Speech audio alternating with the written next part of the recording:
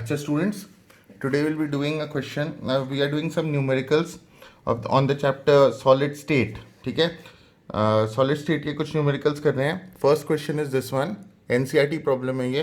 Silver crystallizes in FCC lattice.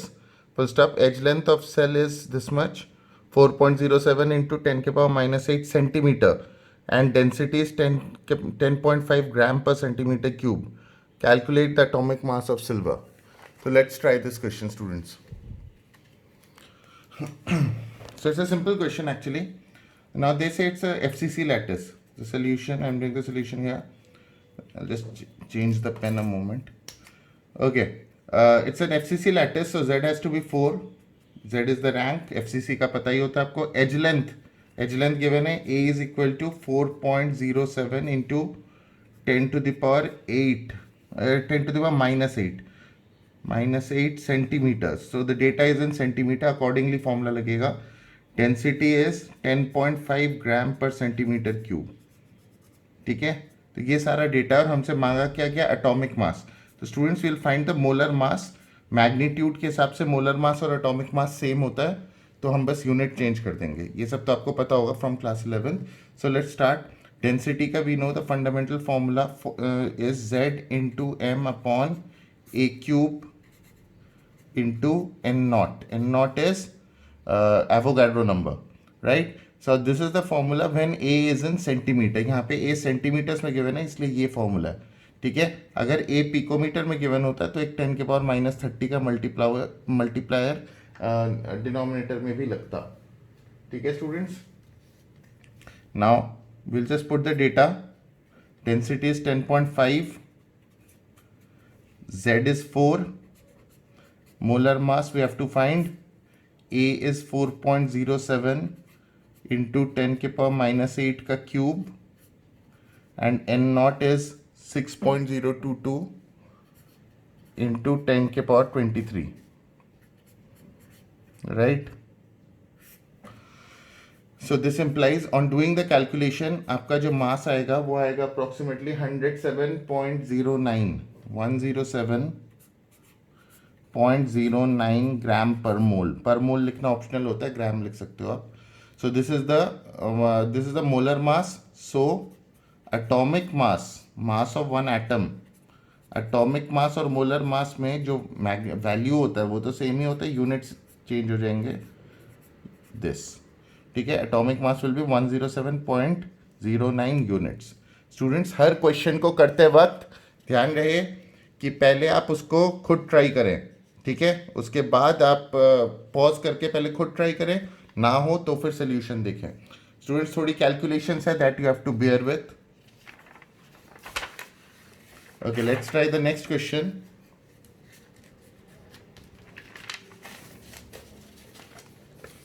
Again, it's an NCERT problem. It says, I'm bringing it close to the camera so that you can click a picture, or you can just write down the question or refer to it in your NCERT. These are back exercise questions. A cubic solid is made of two elements P and Q. Atoms of Q are at the corners of the cube and those of P are at the body center. What is the formula of the compound? What are the coordination numbers of P and Q? So let's do this.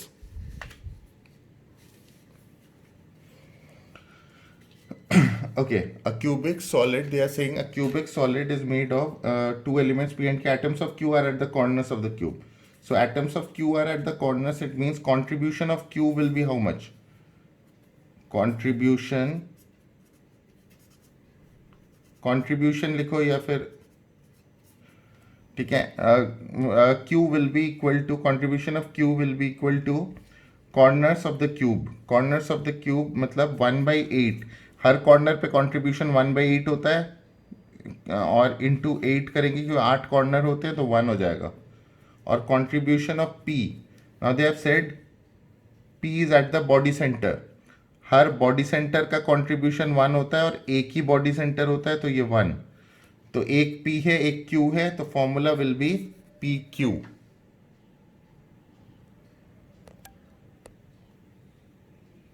अच्छा students, इसका जो second part है वो पूछता है what is the coordination number of P and Q. So formula तो इसका PQ था, and coordination number of each will be 8. Coordination number of P as well as Q will be 8. This is theoretical answer. जो second part है ये theoretical है. ये structure से पता लगता है. जब आपका क्यूबिक स्ट्रक्चर होता है तो जो, जैसे अगर मैं 1 मिनट के लिए बना दूं इसमें,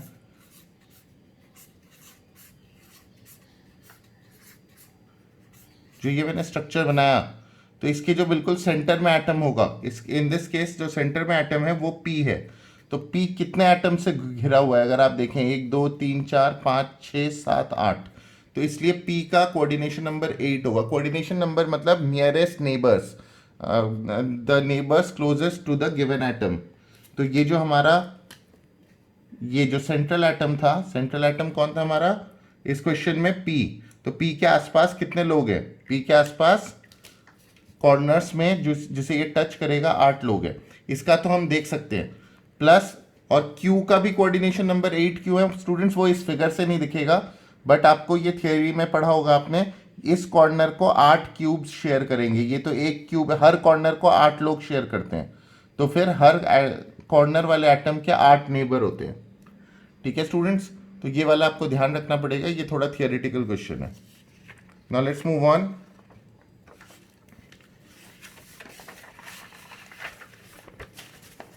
तो students we are going to do question 1.13 NCERT. Students कभी कभी एनसीईआरटी का एडिशन अलग अलग होता है, तो आप क्वेश्चन को रीड करने में ज़्यादा ध्यान दीजिएगा.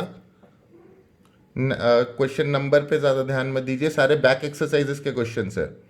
Niobium crystallises in BCC body centred cubic structure if density is 8.55 gram per centimeter cube. Calculate the atomic radius of niobium using its atomic mass 93 units. I suppose you have read the question. ठीक है, I have brought it close to the camera. Okay, so let's solve this question now. तो फटाफट करेंगे students. Let's speed up. BCC है तो Z क्या होगा students? 2.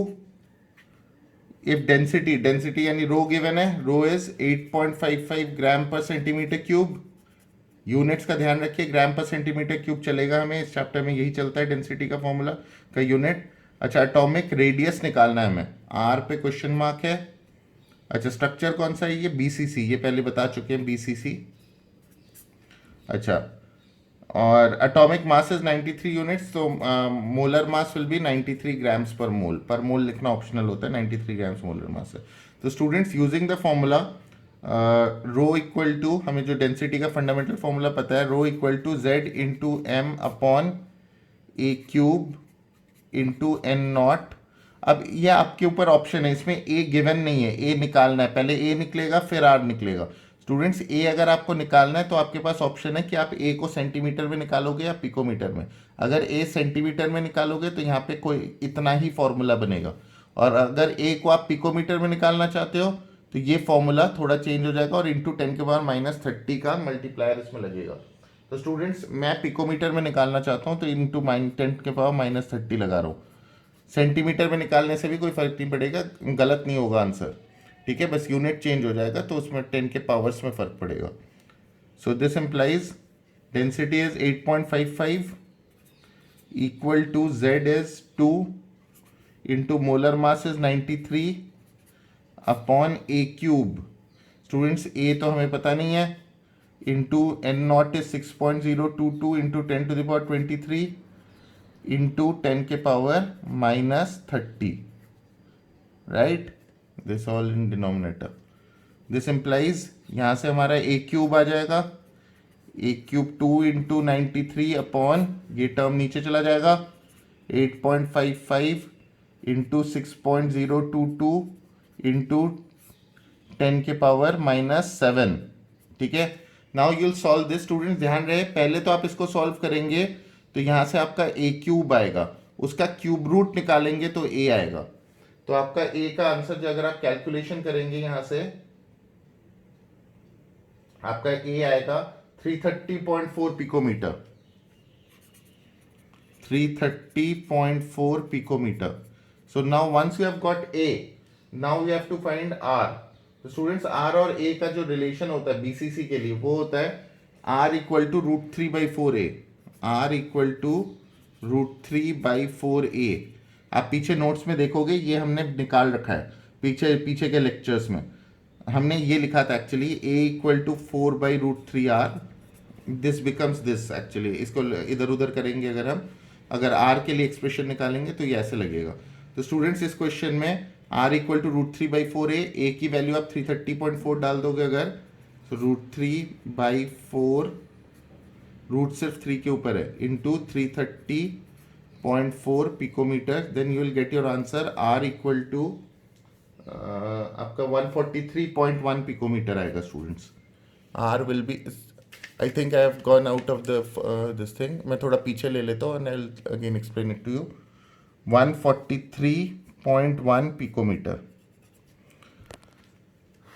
Students I will repeat what we did in this question. यहाँ पे r निकालना और रो गिवन है, r और रो का कोई डायरेक्ट रिलेशनशिप नहीं होता, तो पहले आपको a निकालना पड़ेगा। तो हमने स्टैंडर्ड फॉर्मूला यूज करके पहले a निकाल लिया, सब कुछ गिवन था, a नहीं गिवन था।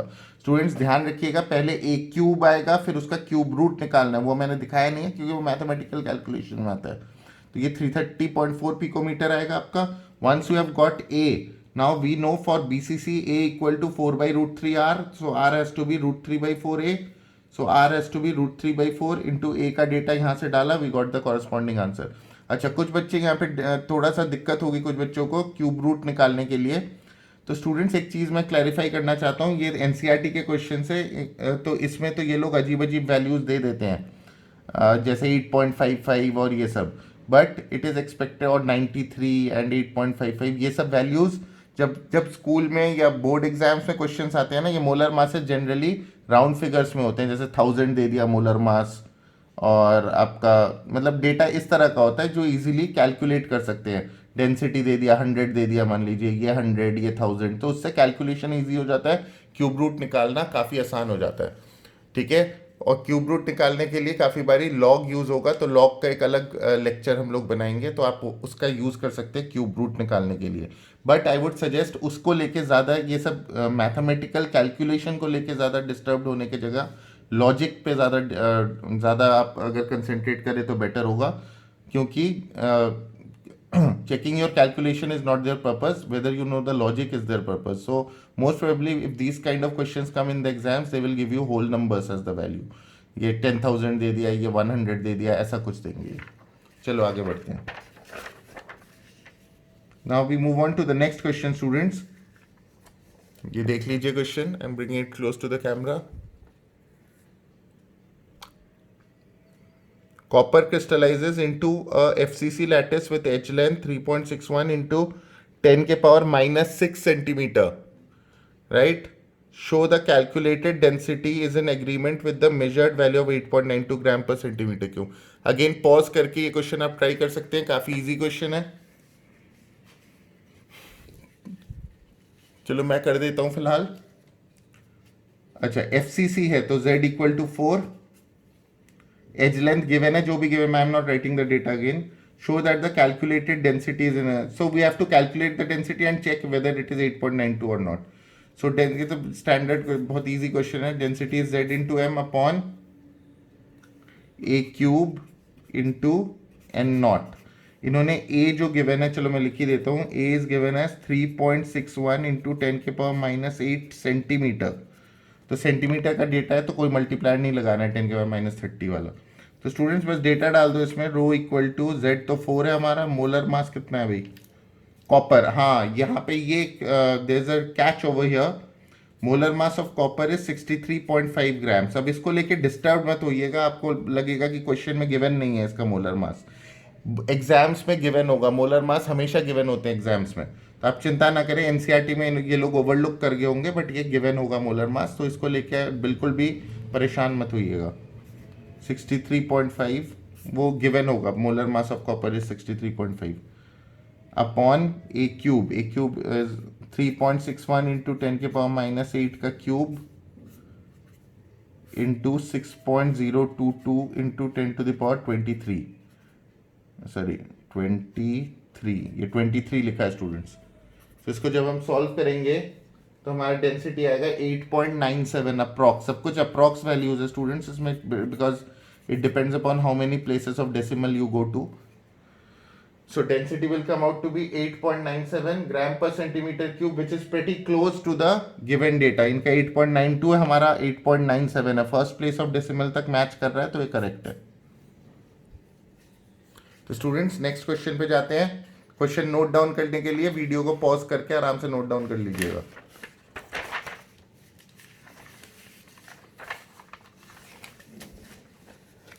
अच्छा, नेक्स्ट क्वेश्चन देखिए स्टूडेंट्स.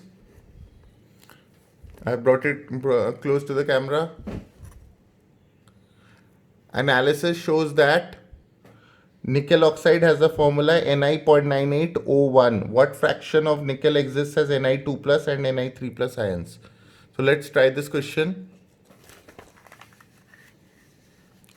So ये अच्छा क्वेश्चन है स्टूडेंट्स. इसका थोड़ा सा अलग तरह से सॉल्व होता है, तो लॉजिक को समझिएगा. ऐसे क्वेश्चंस अगर आ गए तो फिर आपको ध्यान रखना पड़ेगा, पर फटाफट करेंगे. इसमें क्या है, निकल 0.98 है और ऑक्सीजन 1 है. 1.00 मीन्स 1 इफेक्टिवली. तो स्टूडेंट्स ये जो निकल है ये दो टाइप के आयन से कॉन्स्टिट्यूटेड है. निकल का टोटल फ्रैक्शन 0.98 है, इसमें से कुछ Ni2 प्लस है और कुछ Ni3 प्लस है. So let us assume the fraction of ions of Ni2 plus ions is x. Let इसको x कर देते हैं. तो Ni3 प्लस कितना होगा, टोटल 0.98 है जिसमें से Ni2 प्लस x है, तो Ni3 प्लस कितना होगा स्टूडेंट्स, 0.98 माइनस x. तो स्टूडेंट्स इस पे चार्ज कितना होगा, Ni2 प्लस पे चार्ज कितना होगा स्टूडेंट्स.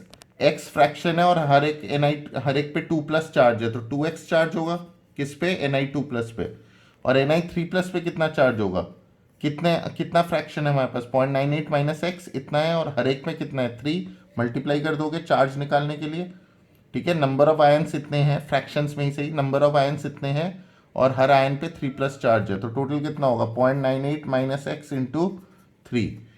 तो Ni2 प्लस का चार्ज इतना है, Ni3 प्लस का चार्ज इतना है, तो टोटल Ni का चार्ज दिस प्लस दिस होगा, क्योंकि Ni is constituted of these two. So let's now move on to the question. ये है, अगर हम चार्जेस के हिसाब से इसको ब्रेक डाउन करें.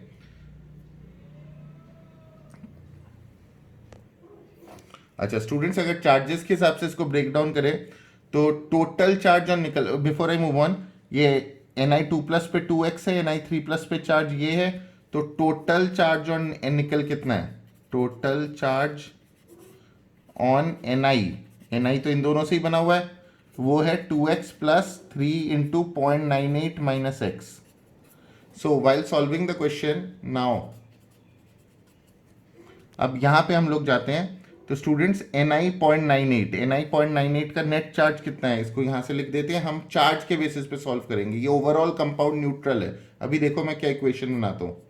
2x plus 3 into 0.98 minus x. Oxygen पे स्टूडेंट्स एवरीबडी नोज चार्ज -2 होता है और कितना ऑक्सीजन है 1. Overall equal to 0. स्टूडेंट्स इस एक्सप्रेशन को हमने बनाया कैसे, Ni 0.98 था, तो Ni 0.98 पे टोटल चार्ज जो आया, Ni 0.98 को दो फ्रैक्शंस में तोड़ा हमने, एक को x ले लिया और इसको 0.98 माइनस एक्स. इस पे चार्ज था 2x, इस पे चार्ज था 3 इंटू दिस. तो निकल पे टोटल चार्ज क्या हो, निकल के दो पार्ट्स हैं, ये और ये, इस पे इतना चार्ज है, इस पे इतना चार्ज है, तो टोटल चार्ज निकल पे ये पूरा आया. ठीक है ना, किस पे, निकल 0.98 पे, निकल 0.98 पे टोटल चार्ज इतना आया, तो निकल 0.98 को पूरा इस यहाँ पे रिप्लेस कर दिया, प्लस ऑक्सीजन पे -2 और एक एटम है, इक्वल टू 0, क्योंकि इन टोटल ओवरऑल इस पे कोई चार्ज नहीं है, पूरे कंपाउंड पे कोई चार्ज नहीं है, ये न्यूट्रल कंपाउंड है. अगर यहाँ प्लस या माइनस होता तो वो लगाते हैं हम. ठीक है, तो students you have to solve this. ये एक्सप्रेशन जब आप सॉल्व करेंगे, अच्छा स्टूडेंट्स सॉल्व कर ही देते हैं इसको. 2x प्लस 3 इंटू 0.98, 3 इंटू 0.98 होगा 2.94 माइनस 3x -2 इक्वल टू 0. तो स्टूडेंट्स क्या बचेगा, ये x वाले टर्म्स उधर ले जाते हैं, ये इधर रहने देते हैं. 0.94 equal to 3 minus 2x, 3x minus 2x, that is x equal to 0.94. But students, what they have asked us shows what fraction of nickel exists as Ni2 plus. तो fraction as Ni2 plus जो होगा, fraction as Na2+, answer यहाँ पे हो रहा है students, आपको दिख रहा होगा, फ्रैक्शन एज Na2+, वो होगा Na2+ था x कितना आया 0.94। फ्रैक्शन हमेशा टोटल से निकाला जाता है, टोटल निकल कितना था 0.98, तो 0.94 by 0.98, this comes out to be, I just calculate it, 0.94 by 0.94 by 0.98, it comes out to be approximately 0.96, 0.96, this is the fraction. अगर परसेंटेज में मांगे आंसर तो इंटू 100 कर देना, 96%। तो और दूसरा इसका सेकंड पार्ट क्या है, फ्रैक्शन एज Na3+, वो तो आपको पता ही होगा, फ्रैक्शन एज Na3+, इसको करने के दो तरीके हैं। एक तरीका तो ये है कि Na3+ होगा कितना, देखो x हमारा 0.94 था, तो Na3+ 0.98 माइनस 0.94, तो कितना आएगा 0.04 अपॉन टोटल 0.98, या अप्रॉक्सीमेटली 4 आ जाएगा, अप्रॉक्सीमेट कर, सॉरी 4 नहीं आएगा, अप्रॉक्सीमेटली 0.04 आएगा, ठीक है। But you need not do this, why, because fractions निकाल रहे हैं ना, कोई अगर दो चीज़ों से कुछ बनता है तो वो 1 होता है ना फ्रैक्शंस के केस में, तो अगर Na2+ 0.96 है तो आपका Na3+ 0.04 ही होगा। बट अगर आपको थोड़ा कंफ्यूजन हो रहा है, जस्ट लेट इट बी, ये 1 वाला चक्कर हटा दो, आप डायरेक्ट डिवाइड कर दो। 0.04 कैसे आया, क्लियर है ना, 0.98 माइनस x की वैल्यू हम निकाल चुके थे, and this is how we got the answer. अच्छा students, let's move on to the next question.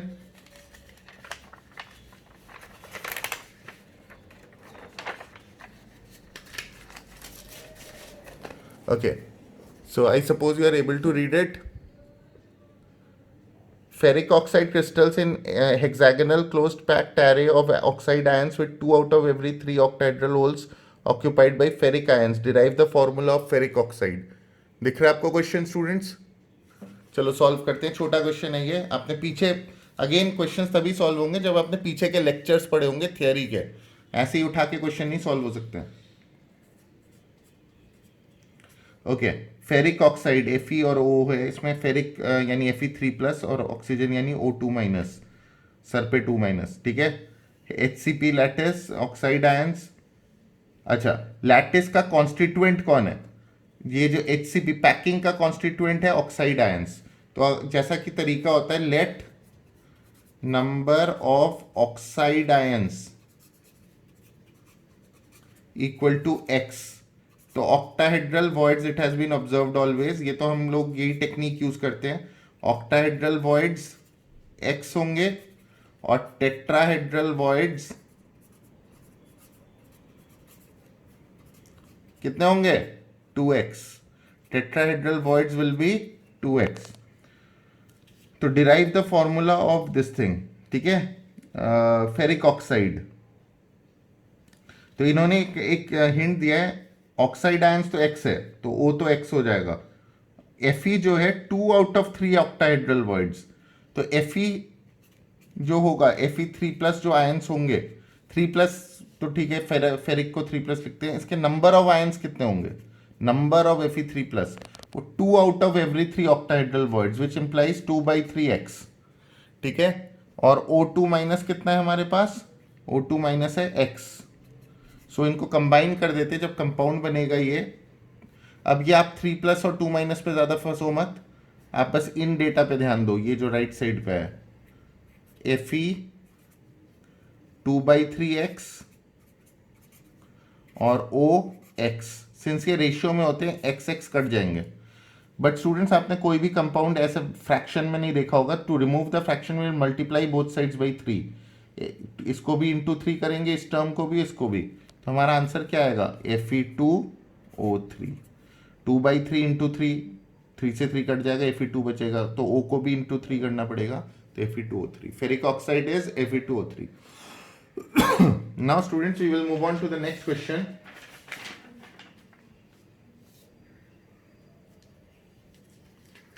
It's a pretty simple question, तो बहुत ही आसान क्वेश्चन है, पॉज करके खुद करिएगा, क्वेश्चन देख पा रहे होगे आप। इट सेज गोल्ड का एटॉमिक रेडियस 0.144 नैनोमीटर है, crystallizes in FCC unit cell, what is the length of side of unit cell. तो स्टूडेंट्स एफसीसी में साइड और रेडियस का क्या रिलेशन होता है, एफसीसी है तो आपको पता ही होगा edge length is equal to 2√2r होता है स्टूडेंट्स, इसमें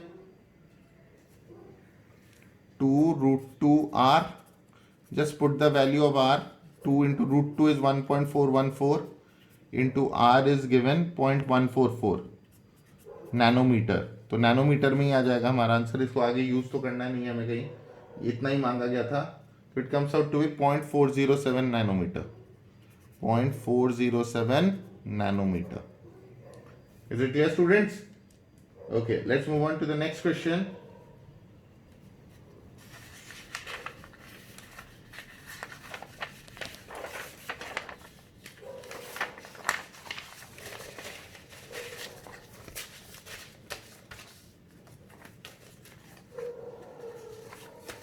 Just wait a minute, let me arrange. Okay, next question के लिए आपको I will bring it close to the camera. I hope you are able to read the question. So I'll just wait till you read it. Aluminium crystallizes in cubic close packing structure. Cubic close packing is as good as FCC. ठीक है, उसको FCC ही कहते हैं, माना जाता है. Its metallic radius is 125 picometer. What is the length of side of unit cell? How many unit cells are there in 1 centimeter cube of aluminium? तो इस क्वेश्चन का ये जिस्ट है. ठीक है, आपने देख लिया, लिख लिया डेटा. चलो सॉल्व करते हैं students.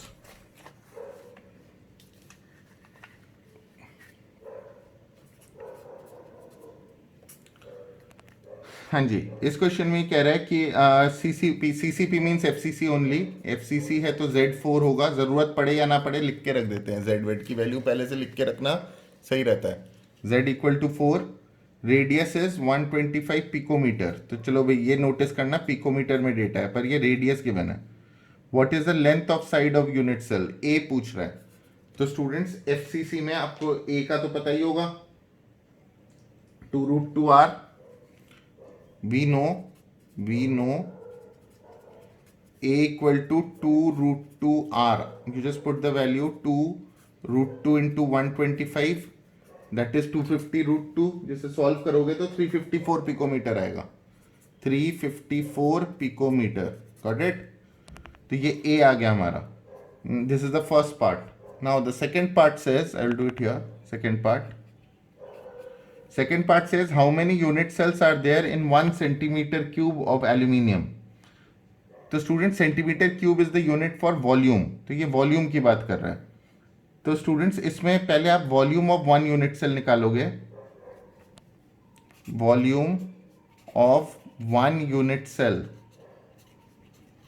Is a cube, that is 354 का क्यूब, 354 का क्यूब. पर ये पिकोमीटर में आएगा स्टूडेंट्स, और इनका ये डेटा सेंटीमीटर में है. चलो मैं उसको एक सेकेंड, इन्होंने बाद में सेंटीमीटर क्यूब यूज किया. चलो कोई बात नहीं, अभी हम पिकोमीटर में कर लेते हैं. Just a moment students. इसको जब हम कैलकुलेट करेंगे इसकी वैल्यू आएगी 44361864, 44361864 पिकोमीटर क्यूब. स्टूडेंट्स अगर पिकोमीटर को मुझे सेंटीमीटर में बदलना है तो हमें क्या करना पड़ेगा स्टूडेंट्स, 44361864 इंटू 10 के पावर -30 अगर करेंगे तो it will get converted two centimetre cube. Students ऐसा क्यों? क्योंकि मैं आपको वैसे बता दूं इसके पीछे की स्टोरी. पहले इसको थोड़ा सा सिंप्लीफाई कर लेते हैं.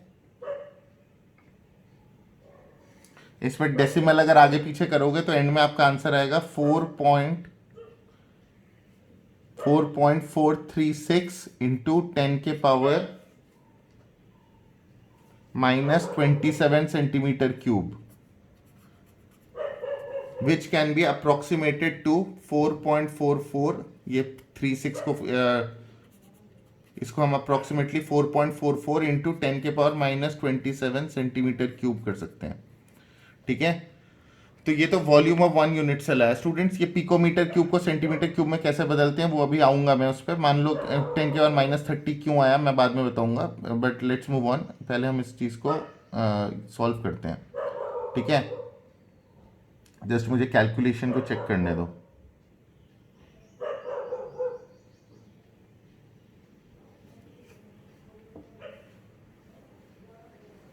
ट्वेंटी सेवन नहीं होगा स्टूडेंट्स, मुझसे गलती हुई है, यहाँ पे 23 होगा। Just correct this, I just right again, this is 23, 10 के पावर माइनस 23, अप्रोक्सीमेशन करके 4.44 इंटू 10 के power minus 23 centimeter cube.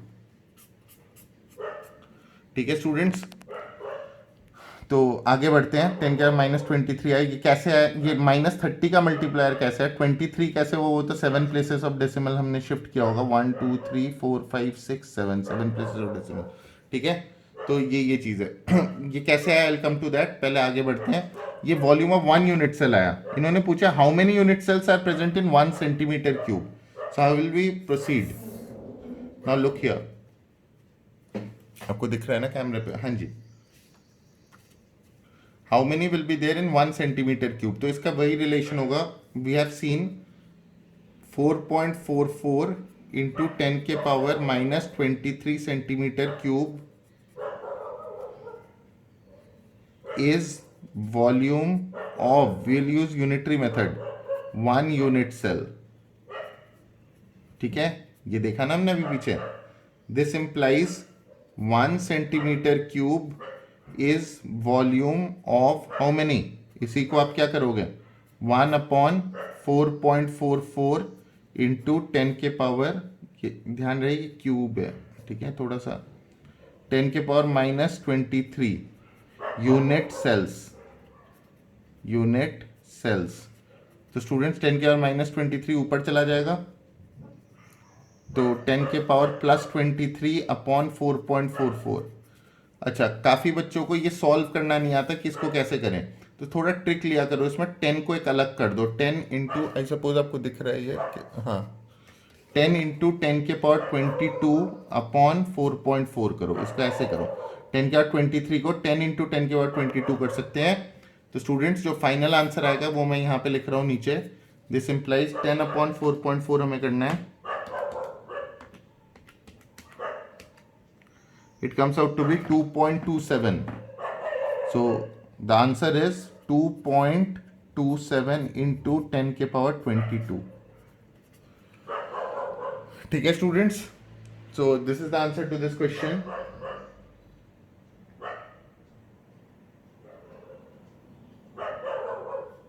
I'll again check the calculation.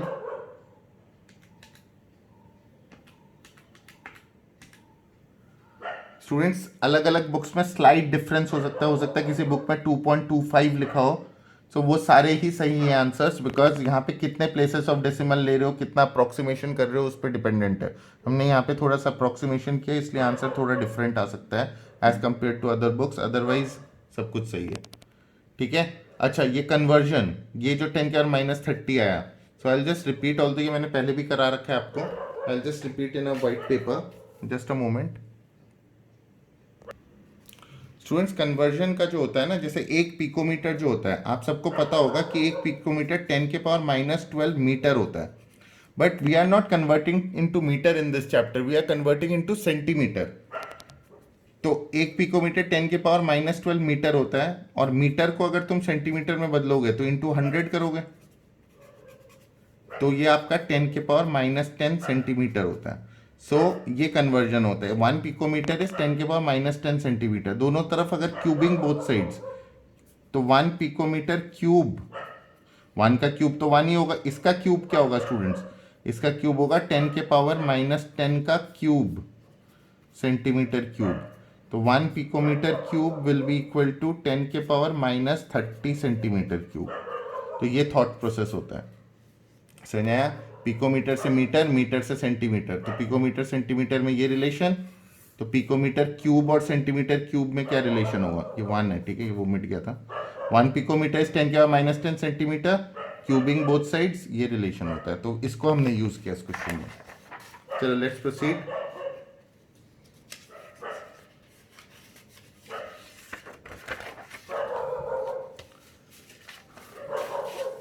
Students next question, just a moment. Okay students, next question देख लो, ये काफ़ी important question है, थोड़ा different है, out of the way है. If NaCl is doped with 10 के power -3 mole % of SrCl2, what is the concentration of cation vacancies? This question deals with cation vacancies.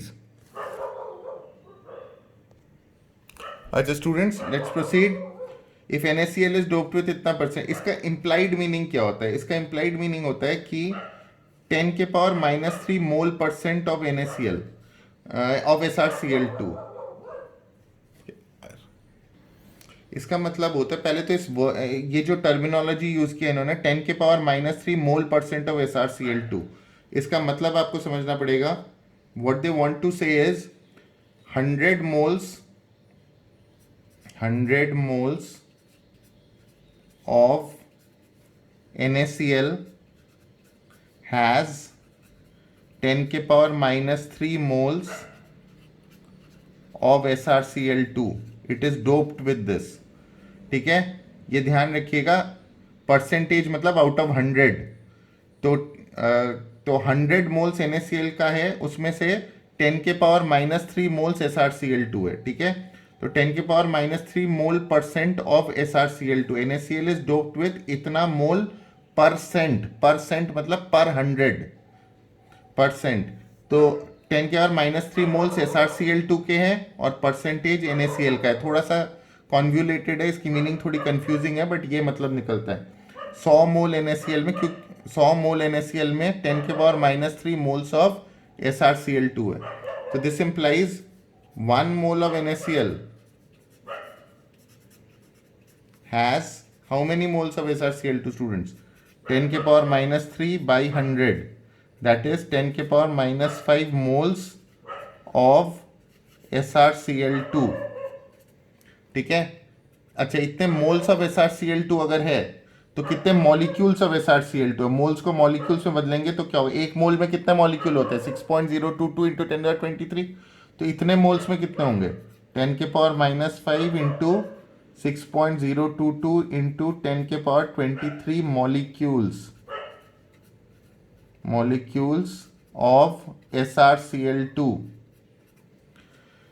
This implies students, इसको अगर हम solve करेंगे तो कितना आएगा? 6.022 इंटू 10 के पावर 18 मॉलिक्यूल्स ऑफ SrCl2. तो स्टूडेंट्स, एक SrCl2 में क्या होता है? एक Sr2+ होता है और 2 Cl- होते हैं. इसको अगर स्प्लिट करें तो students 1 molecule of SrCl2 has 1 ion of Sr2+. इनका 1:1 रिलेशन है. एक SrCl2 में एक ही Sr2+ निकलता है. तो इतने मॉलिक्यूल्स ऑफ SrCl2 में कितने Sr2+ निकलेंगे students? 6.022 into 10 to the power 18 Sr2+, ions of Sr2+. ठीक है, इतने आयंस ऑफ Sr2+. अच्छा, इससे हमें कैटायन वैकेंसी का क्या पता लगेगा? अब देखो क्या होता है स्टूडेंट्स, इंपॉर्टेंट. स्टूडेंट्स, NaCl में कैटायन कौन है? Na+, जिसपे चार्ज +1 है. इसको डोप कर रहे हैं SrCl2 से. SrCl2 में कितना कैटायन कौन है? Sr2+. तो 2 Na+ को काटता है एक Sr2+. 1 ion of Sr2+ can do the same function as 2 ions of Na2+ do. एक Sr2+, sorry 2 ions of Na+ do. I'll repeat again, मैं रिपीट कर रहा हूं जो कह रहा हूं. Sr2+, इस पे 2+ चार्ज है तो अकेले ही 2 के बराबर है. 2 Na+ के बराबर होता है Sr2+. तो 2 Na+ अगर पहले थे कहीं पे, हाँ जी स्टूडेंट, जैसा कि मैं बता रहा था, एक Sr2+ 2 Na+ के बराबर है. तो फिर क्या हो गया? अगर 2 Na+ पहले हुआ करते थे 2 पोजीशंस पे, इन दोनों पोजीशंस पे Na+ था, तो 2 पोजीशंस में से एक पोजीशन Sr2+ ले लेगा, दूसरा वेकेंट रह जाएगा. इस वेकेंट पॉइंट को कैटायन वैकेंसी कहते हैं.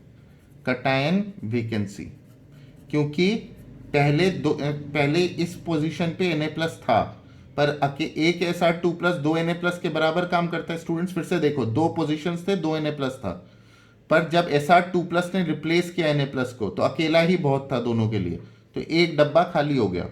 तो each Sr2+ accompanies one cation vacancy, हर Sr2+ के साथ एक कैटायन वैकेंसी होती है।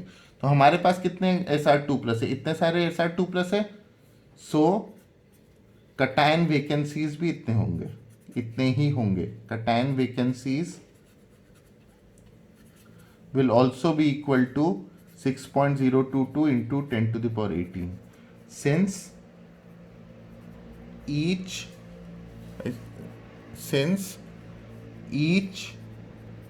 Sr2+ ion introduces one cation vacancy. So we are done with this. These are the important numericals. Students, numericals की अलग होती है हमारी NCERT के क्वेश्चंस, और थियोरेटिकल के अलग बनाते हैं हम वीडियोस। तो ये सारे NCERT के बैक के न्यूमेरिकल वीडियोस थे।